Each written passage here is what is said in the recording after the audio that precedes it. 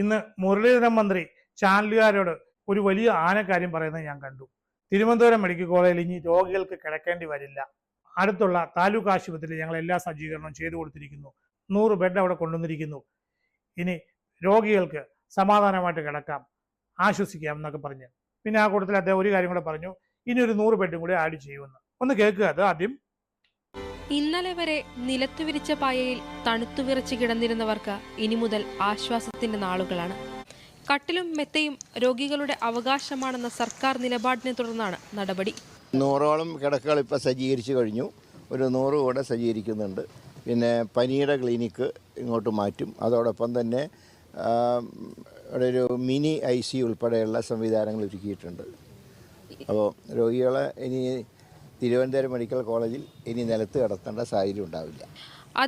ഈ 100-200 ബെഡ് അവിടെ കൊണ്ടുവന്നിട്ട് കഴിഞ്ഞാൽ തിരുവനന്തപുരത്തെ എല്ലാ പ്രശ്നങ്ങളും തീരുമോ? എല്ലാ രോഗികളും പിന്നെ സ്വർഗത്തിലായിരിക്കുമോ? വെറുതെ കട്ടിലേക്ക് കിടന്നാൽ മാത്രം അസുഖം മാറുമോ? ഒരു എളിയ ചോദ്യമാണ്. മാർച്ച് വരെ, പ്രത്യേകിച്ചും ജനുവരി, ഫെബ്രുവരി, മാർച്ച് മാസങ്ങളിൽ ഇവിടെ എന്തൊരു ബഹളമായിരുന്നു.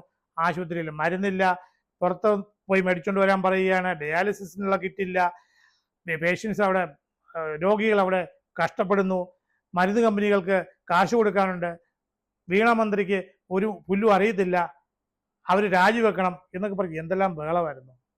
കോടിക്കണക്കിന് രൂപ മരുന്ന് കമ്പനികൾക്ക് കൊടുക്കാനുണ്ട്. അത്രേ കമ്പനികളുടെ എല്ലാ പ്രശ്നങ്ങളും കഴിഞ്ഞ 2 മാസം കൊണ്ട്, അതായത് മെയ് മാസം കൊണ്ടും ജൂൺ മാസം കൊണ്ടും നമ്മുടെ സതീശൻ മുഖ്യമന്ത്രി തീർത്തോ?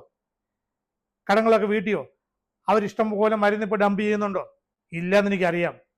പിന്നെ ഈ 100-200 ബെഡിന്റെ കാര്യം പറഞ്ഞ് പത്രക്കാരെ വിളിച്ചിട്ട് ചിരിച്ചുകൊണ്ട് വിശദീകരിക്കുന്ന കണ്ടു കഴിഞ്ഞപ്പോൾ പത്രക്കാർ അതിനെ വലിയൊരു അച്ചീവ്മെന്റ് ആയിട്ട്, വലിയൊരു നേട്ടമായിട്ട് കാണിക്കുന്ന കണ്ടപ്പോൾ എനിക്ക് പത്രക്കാരോടും ചാനലുകാരോടും പുച്ഛമാണ് തോന്നുന്നത്.